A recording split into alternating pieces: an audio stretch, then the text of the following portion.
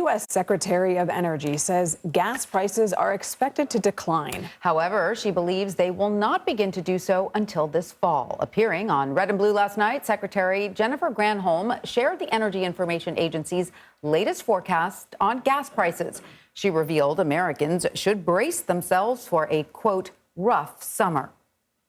By the fall, it should be down to $4.27 a gallon. And by late this year, early next year, it'll be down to $4, maybe under $4, maybe $3, high $3 a gallon. So there will be some relief on the horizon. But during the summer driving season, it is going to be rough, no doubt about it.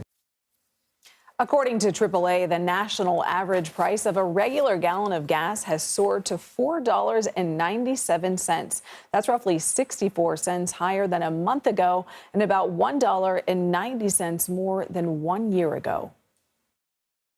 Joining us now is Jason Bordoff. He is the co-founding dean of Columbia University's Climate School and the founding director of its Center on Global Energy Policy. He also previously served as a special assistant to President Obama and as senior director for energy and climate change for the National Security Council.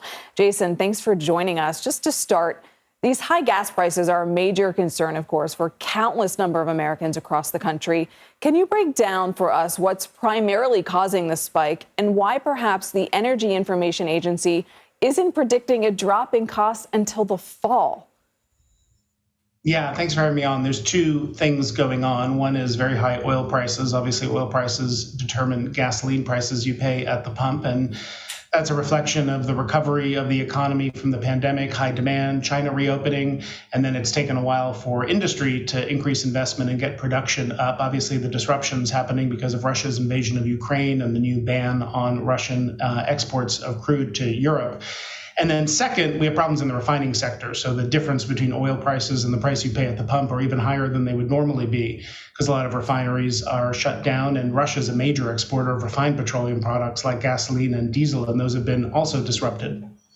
And Jason, in an article you co-authored for Foreign Affairs, you write that Western governments will reshape the energy sector by intervening in a, quote, scale unseen in recent memory. So what exactly do you mean by this? What does this entail, and how will the energy market change as a result of government intervention? Well, I was thinking recently about the last energy crisis on par with this one, which was the 1970s. That was caused in part by the Arab oil embargo, but it was also caused by government policy, in that case, pretty bad government policy. We had price controls, we had import restrictions, things that caused the lines at the gas station to be worse than they otherwise would be. A response to that was to pull government role in the energy sector back, mostly let free markets operate. Obviously, government still plays a role, but for the most part, move toward a market-based energy economy. And I think people are asking now, what is the right role for government and where does energy security come from? If you want energy security, you need to build some additional capabilities, some redundant infrastructure, some terminals on standby in case you need them, strategic stocks, things that there's not a sufficient commercial incentive to do on your own. And of course, we're also dealing not just with an energy crisis, but a climate crisis. And what do you need to have a successful energy transition? You need government policy there. So I think we're going to be talking about a more expansive role for government moving forward. And you just see that with a small little examples already this week with the Defense Production Act being used by the Biden administration to say we're going to use wartime act like the Defense Production Act created after the Korean War to say we want solar panels and heat pumps made here in the United States because we need to accelerate clean energy and we want the jobs and we want to make sure we're not dependent on supply chains from China to do that. Jason, you touched on this a bit, but what additional actions do you think the government officials should be taking to combat the global energy crisis?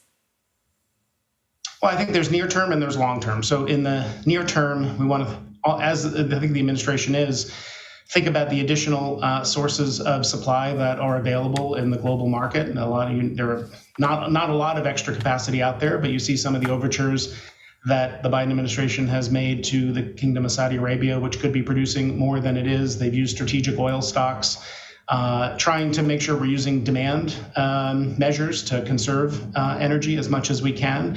The truth is there's limited tools available to any administration, Republican or Democrat, to do things about an immediate energy crisis because you can't ramp up energy supply very quickly, although U.S. shale in Texas in particular is going to grow pretty quickly.